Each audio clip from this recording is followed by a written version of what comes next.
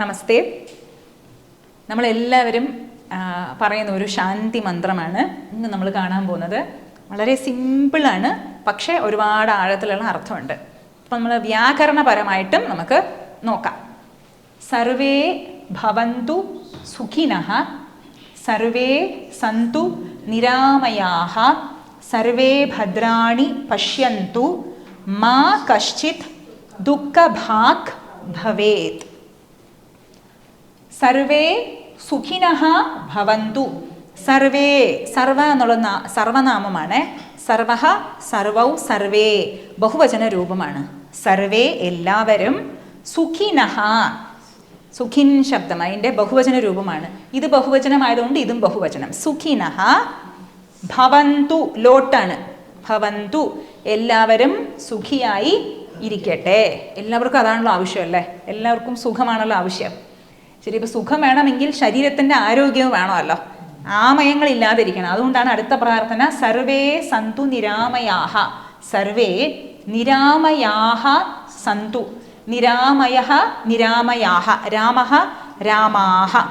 എല്ലാവരും, ആമയം എന്ന് വെച്ച് കഴിഞ്ഞാൽ രോഗം, നിരാമയം രോഗമില്ലാതെ, സന്തു ഇരിക്കട്ടെ. സന്തു അസ് ധാതുവിൻ്റെ ബഹുവചന രൂപമാണ്. അസ്തി, സ്തഃ, സന്തി. സന്തി ഉണ്ട്, അതിൻ്റെ ലോട്ട് രൂപമാണ് സന്തു. അസ്തു, സന്തു. അസ്തു എന്നുള്ളത് ഏകവചന രൂപമാണ്, സന്തു എന്നുള്ളത് ബഹുവചന രൂപമാണ്. അസ്തു, സന്തു. എല്ലാവരും രോഗമില്ലാതെ ഇരിക്കട്ടെ. സർവേ ഭദ്രാണി പശ്യന്തു. എല്ലാവരും പശ്യന്തു കാണുമാറാകട്ടെ. എന്ത്? ഭദ്രാണി. ഭദ്രം, ഭദ്രേ, ഭദ്രാണി ബഹുവചന രൂപമാണ്, നപുംസകലിംഗ ശബ്ദമാണ്. എല്ലാവരും ഭദ്രങ്ങൾ കാണുമാറാകട്ടെ.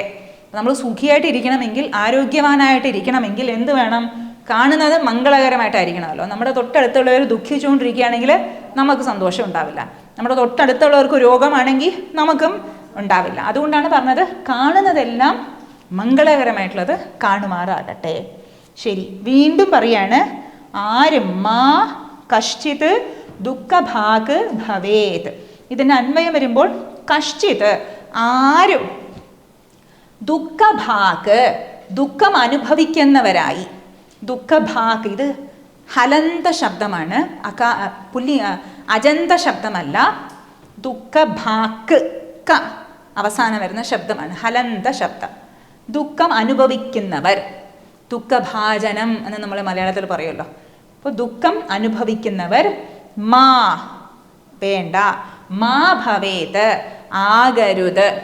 ആരും ദുഃഖം അനുഭവിക്കുന്നവരായി ആകരുത്. ഭവേത് എന്ന് പറയുമ്പോൾ വിധിലിംഗ രൂപമാണ്. ഇത് നമ്മുടെ ലോട്ട് പോലെ തന്നെയാണ്.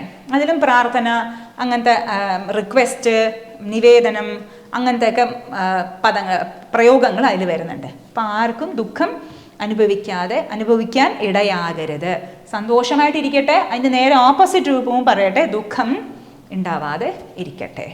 ഇതിൻ്റെ വ്യാഖ്യാനം വേണമെങ്കിൽ ഒരുപാട് പറഞ്ഞുകൊണ്ട് പോവാം, പക്ഷെ നമ്മൾ ആലോചിച്ച് നോക്കും തോറും കൂടുതൽ ഇതിൻ്റെ അർത്ഥം തെളിഞ്ഞു വരും. ശരി, ഇതേപോലെ തന്നെ വേറൊരു മന്ത്രമുണ്ട്, അത് നമുക്ക് അടുത്ത ക്ലാസ്സിൽ നോക്കാം.